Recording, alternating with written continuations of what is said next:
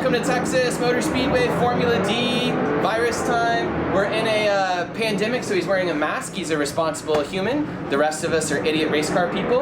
It's gonna get really loud because we're inside of his trailer trying to hide from the noise, but everything like ricochets off the bleachers here in his nuts. This is Kyle Mohan. Did I say your name correctly? Yes. Perfect. He has been around because I met you at dinner, I think, in Laughlin, Nevada. Yeah. In 2006 during a Formula D Pro-Am qualifier. Yeah, like 5, 6, way back. Yeah. So he's always been a rotary guy, and that's what he's super unique about, like his super unique thing. So what we're going to talk about is also the most controversial thing, I think, that maybe sometimes people avoid, but we're going to go straight for it. You're the only guy in Formula D left for the Rotary. It seems completely insane. It must be unreliable. It must be hell to deal with this thing. You must be a masochist. I mean, like, I can't imagine why you wouldn't have a turbo V8 or something at this point. What is going on? Why do you do this to yourself? Man, you know, I just, you know, when I started racing, even before drifting, I got my start with the Mazda RX-7s and Rotaries. And so not only has the Rotary been my passion, but it's also became my business. So for the past 15 years, alongside our Formula Drift program, I've also ran my shop and helped Mazda Tricks with engine development, motor building, and a lot of really unique projects, from building rotary motors that have gone in drift cars, competitive cars, road race cars, airplanes, drones, boats, concrete cutters, stationary generators, some special projects, even for secret projects, you know, government projects. So the Rotary is just a really unique motor. And so Formula Drift and my drift program really has been a testing bed and a development platform for what we thought was possible with that small Wankel Rotary. And I think, you know, we've done a great job. Last year we ran our 3-rotor successfully. Just under 1,000 horsepower, nitrous fed, single turbo. It's just a street port. We're not crazy with the porting. I'm all about reliability, and we ran that motor all season long. Not an issue. No blow-ups, no apex seals. A 2-liter generating 1,000+ flywheel horsepower. This reliable is a very unique thing. So, you know, it's kind of one of those things where you know, our uniqueness, our dedication to the Rotary, Formula Drift's dedication to allowing teams to bring everything from a Corvette, a Mustang, a Supra, a Mazda. You know, that's really what made me fall in love with drifting, was its uniqueness allowing me to also be unique. And then, I mean, aside from all the business stuff, man, I love fire, I love high RPM, I love that Formula One sound. So, I mean, 10,000 RPM on boost in a Rotary, there's nothing like it. And for me, I'm just trying to show the V8s that, you know, that ain't the only thing around here. You know, there's a lot of ways to make power, there's a lot of ways to make fun. Yeah. You sound exactly like a sponsored athlete that has rehearsed that before. I've never even said that before. No, I was going to say, I thought I was going to throw him for a loop, and he was going to be like, oh man, 5 motors in an event is not a big deal. Yeah. Like, we have a case of them. Yeah. All the bins in here are just motors. Yes, I got no motor parts in here. Like, we run that motor, you know, and you start to ask Mad Mike, I think it's weird that the Rotary motor has got such a bad reputation. He would come over from New Zealand, run one motor all season long. For us, we're exceptionally disappointed if we don't get to run our motor all season long. Yeah, we have backups at the shop. Yeah, we've had bad years. We've blown up a lot of motors getting to where we're at. But it's, for me, I mean, I think it's really awesome to have the slow motor that everybody thinks is blowing up all the time, and then when people ask, they're like, oh, when was the last time you rebuilt it? I'm like, oh, last year. You know, it's fine. But change the oil. So you're saying your Rotary is more reliable than all the Jay-Z guys? Because the Jay-Z guys sometimes are going through 5 motors a season. Yeah. I remember Gucci famously went through like 5 in 2 weeks or something. Was that correct? Yeah, I think that is. I'm not just guessing. I think that is correct. And I'm not going to lie about anything. We had one year where we blew up more times than there were events. And that was just unbelievably epically bad, but we learned so much, and they weren't the same thing. There's a couple mistakes, a couple unique situations, and a couple things where we learned where the limits of certain parts were. But we got past that. And for years now, we're exceptionally reliable. And you have, certain teams, and I'm never going to name names, but 5 motors in a couple rounds, 10, 15 motors a season. There's teams out here that have made it an art form to be able to replace their motor here at the track just to stay in competition. And for a small team where it's me, my pops, my friends, we're not coming out here to change a motor. We're coming out here to shred some tires, have some fun, and just, we do it because we love it. That's why we're out here. So how do you build a reliable rotary? It really is just like a piston motor. It's the small details. Porting, studying the block, balancing it, blueprinting it, lightening it in the right places, strengthening it in the places it needs. And then there's this simple just narrative. Hey, use good spark plugs, use good oil, use good fuel. And if you notice, I wear all this green stuff. I'm all about, I'm from California. I surf, I ride bikes, I love nature, I love the garden. And we run ethanol, it's cleaner burning. You're saving the planet, one RX-8 at a time. It's cleaner burning, but it's great horsepower and it's great for the engine. And then we also run a environmentally responsible oil, which is kind of unique. And it's got just really, really stable viscosity. And so what I tell people is you make your own choices. I run what I run, but you got to have good oil, you got to have good spark plugs, you got to have good fuel, and just like any piston motor, you got to have good bottom end.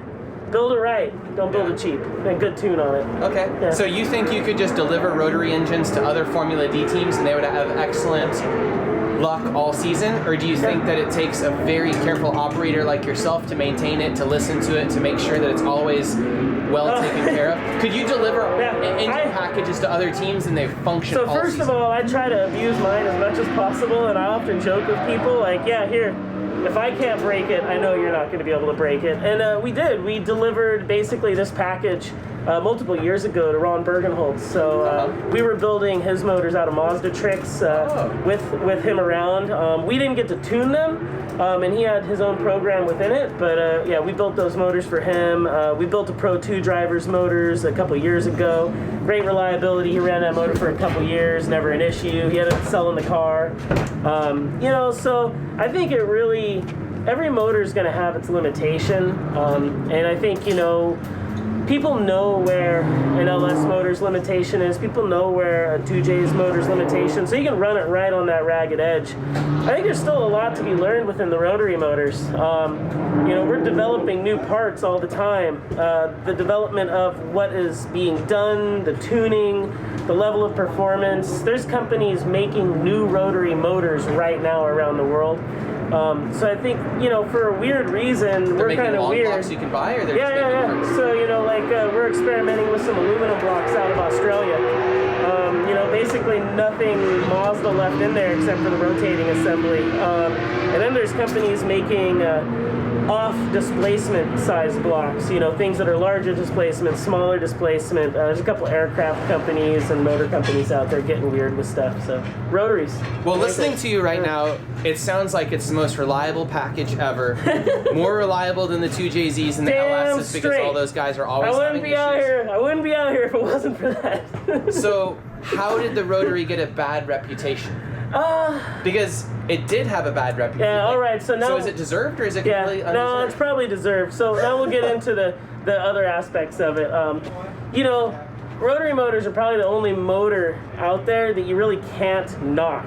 You knock a V8, you knock a LS motor, you knock a 2J a little bit, you're probably going to come out of it okay. You get one little knock on a rotary and it just spit the apex seal through the turbo, out the exhaust pipe, or if you get really unlucky, it does this cool thing where it hits the turbo, breaks the turbo, sends it back in through one of the other ports and starts to take out the rest of your motor. It's a cool domino effect you can get in rotaries. Yeah. So they're fragile. But they're unique. They're 100% duty cycle. They love ethanol. They're an extremely good air pump. they really changed the automotive industry in certain ways. I mean, there's still racing organizations around the world that ban them.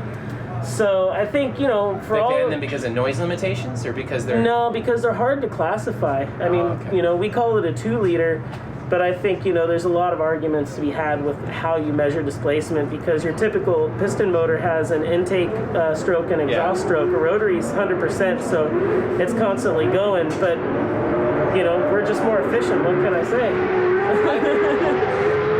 I don't believe anyone has ever accused a rotary of being more efficient. I run an environmentally responsible rotary program. Do you? Yeah. Does the truck run on like oil? Well, does the car run on oil? You know, I think most places on the West Coast now are running some recycled. The vegetable oil into their diesel. So no, we're not that slick. I was gonna say it's impossible to be responsible. We're not that slick, but we try to have fun. I was gonna say the tires. Yeah. Well, we're responsible with them. You know, I burn them down properly. I make sure they're nice and smooth at the end. I don't give any. I don't want to waste anything. So it's truly our. You know, I think our program, and we've been around for a long time, like you've been saying. Just as you know, we try to have fun. We're still a small team. I build the motors. We really try to partner with companies we believe in, that we can represent, and that also provide us with great products and great services. So, you know, there's nothing I run on my car that I'm not actively trying to help other enthusiasts with, and we're always looking for ways to improve our own reliability and program. Okay. Yeah. I have a couple thoughts to like kind of hit. Yeah. So one is when I'm in Japan, it seems like the rotaries are far more reliable because they don't modify them. Maybe they do a radiator. This is a very true statement. That's very true. And I'm like, when we're around, they have a lot more rotaries. Like you still see FDRX7s that are in great shape driving around on the street.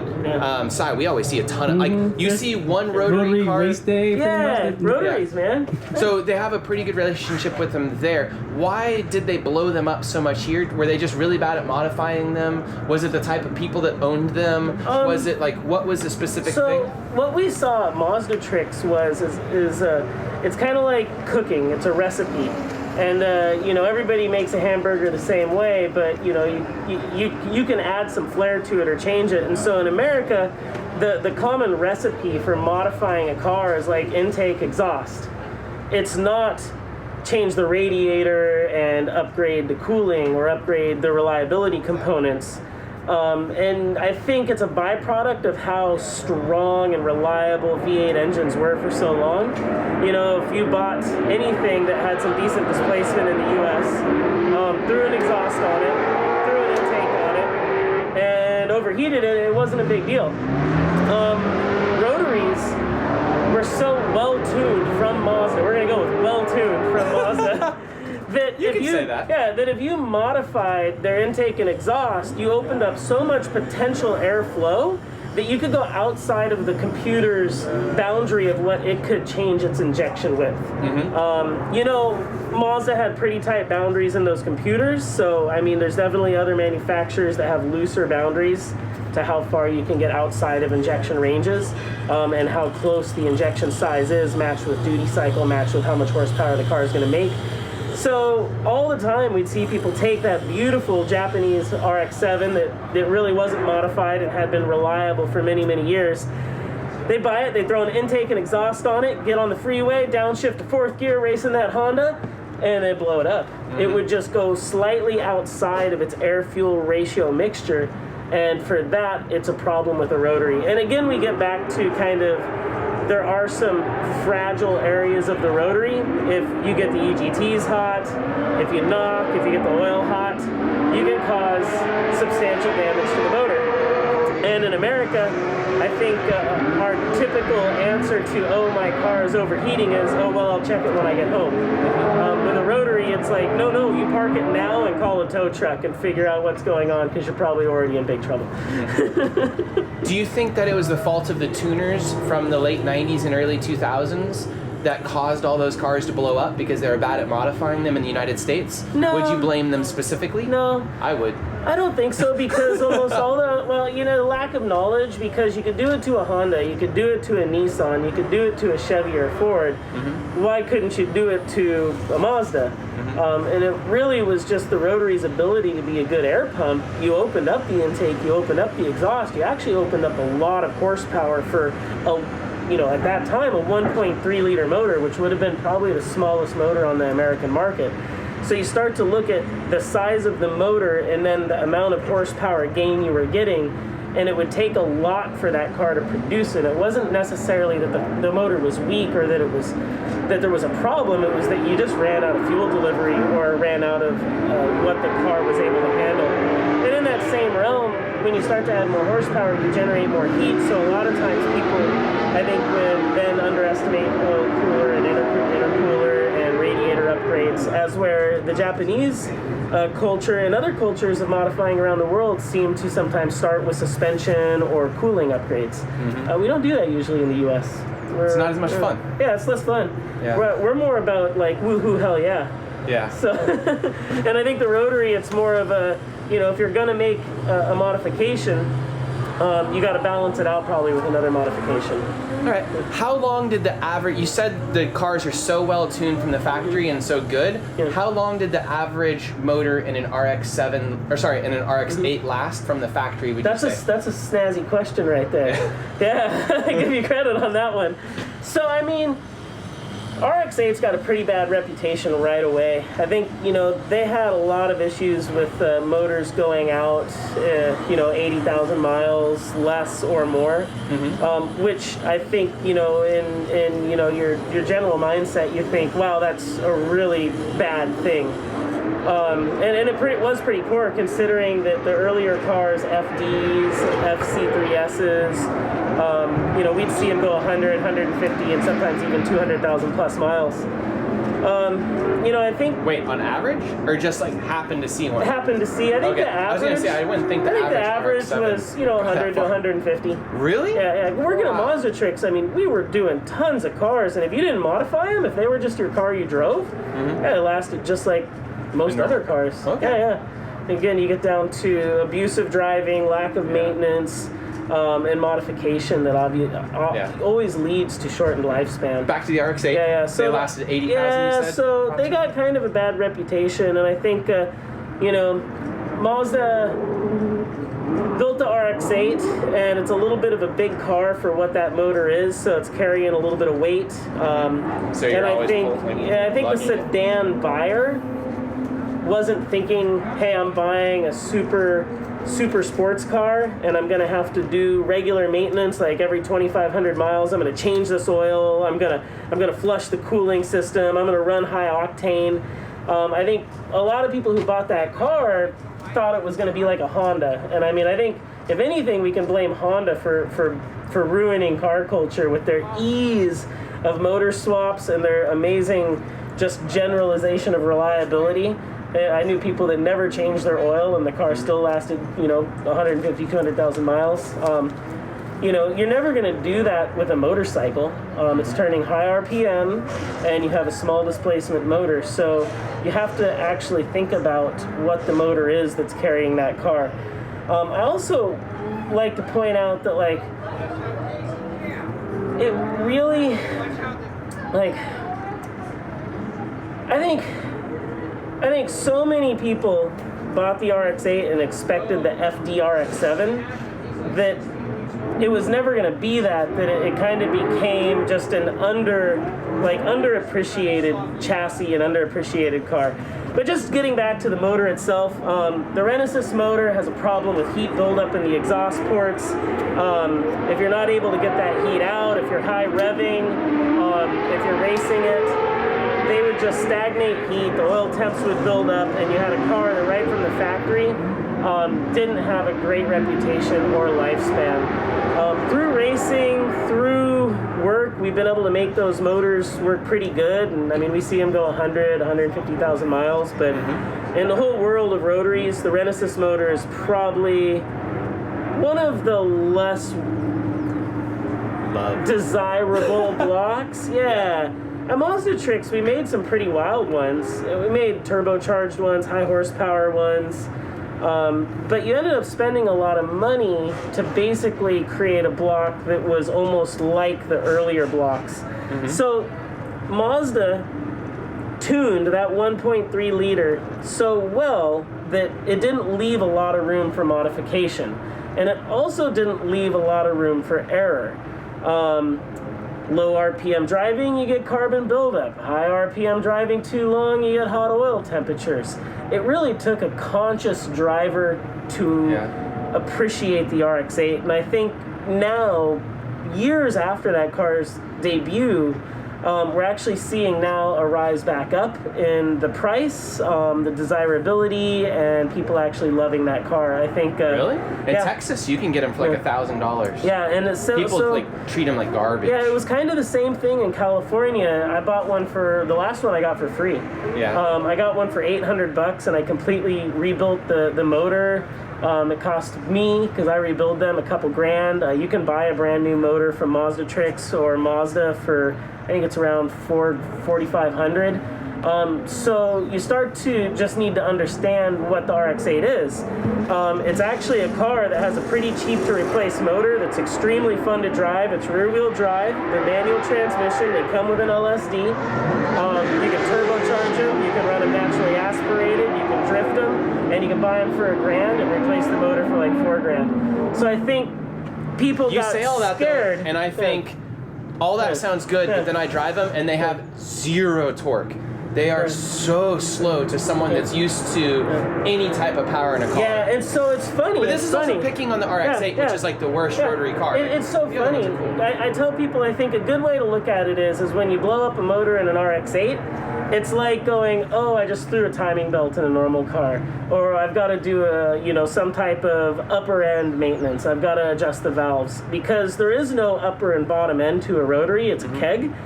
Everything else in the RX-8 is going to be fine, so be happy at 85,000 miles. You got to replace the motor, and it's going to be good for another 85,000 to 100, and you're not going to have to worry about anything else because the rest of the car is pretty solid. Yeah. Doesn't that sound good? No? It's not that great? I've become way too accustomed to it. Yeah. But see, I drive a Ford truck, and it breaks down all the time too, so I'm just used to not like... You have the worst Ford truck you can buy though. No, it's good. It's the 6-liter, isn't it? No, it's a 7.3. Oh, Yeah. Okay, the 7.3s are known to be good. It brakes a lot. Yeah. Damn thing. Why don't you get a rotary truck? I tried. They just ain't gonna pull it. It's not gonna pull it. Damn it. It would get less than a mile to the gallon. Yeah. Okay. So I don't know. I mean, back to the RX-8. I think we're also picking on the worst car they made. I think there's a lot of good things about it, but I mean, I love it. So I try to think of why people hate it, and it's like, well, they hate about it because they bought it and then they lived through it. Yeah, I mean, no one came away with the RX-8 buying one from the factory new, I think, and owning it for 5 years. And was I know some people. Really? That love them. Absolutely love them. But again, I mean, I work in the rotary industry. Yeah. And then there's always that thing. You're also around the people that are willing to spend money to fix them and take them to a shop. And then that's not the normal RX-8. There's always the internet effect. I mean, everybody hates on the internet. Nobody goes out on the internet and is like, I love this car. They're not going to get any likes. They're going to go out there and say, I hate this car, and then everybody's going to help them hate it. So, it's like the new Supra. Sometimes things are a meme for a reason. It's like the new Supra. There's a lot of memes about that. That's a fast car. That's really solid. That's a BMW. Yeah, BMW makes good cars. Okay, so... I'm not a BMW fan. We'll get towards the end. Right, but a BMW can last 250,000 miles. That's true. I have an RX-7, though, with almost 300,000 on it. It's naturally aspirated, though? No, it's turbocharged. And all those miles are on the original engine? Oh, hell no. He's like, it's 7 engines in. Hey, my RX-8 has almost 217, and it's only on its second, so... I'll say one thing about the RX-8. Everybody that loves the RX-8 just thinks of it as a really cheap chassis to put something else in. Yeah, that's a very good point. Again, it goes back to, I think, it's hard to find, I mean, other than some of the BMWs, a cheap rear-wheel drive chassis at this point. And for me, I mean, it doesn't really matter what motor you put in it. I'm a hot rodder. I love turbochargers. I love things that go fast. So, I mean, my business is rotary, so I think that's why I've really stayed with the rotary. Yeah. But it doesn't matter what you're putting in the RX-8. It's a good chassis. AA arm front, 5-link rear. Awesome. It holds good horsepower in the diff. You can run 500, 600 horsepower through the diff. Well, no, you can't. No. But, if you get too much traction, it'll definitely go. But they're solid chassis. You're not going to rip any subframe mounts out, things like that. So, but I think I could talk about many cars, and there's things I love and hate about so many of them. One of my favorite cars has always been the FD-RX-7. They're very pretty. Yeah, and I think cars. that's really where my love of the Rotary kind of originated from. And so then, building the RX-8, running the FC back at Laughlin back in the days, running the MX-5 a couple years ago.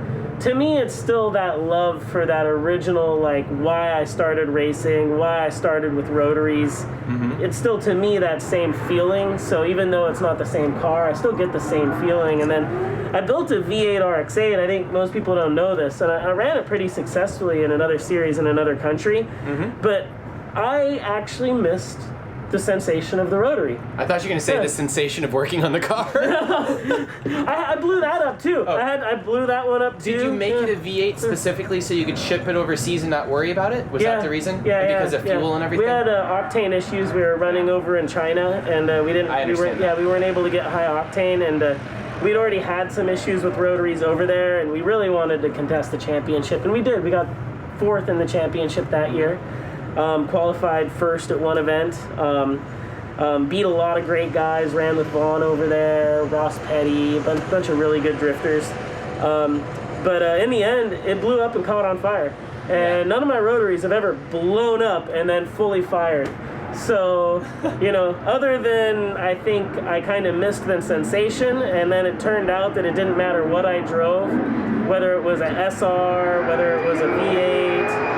The only thing I haven't blown up is a 2J, but that's because nobody's really let me drive one that long. So yeah. All right. Anything to add to anything? I do gotta say, thanks to my friends, my family, especially my wife who lets me do this, and my pops who's almost always here. He's not here because of COVID.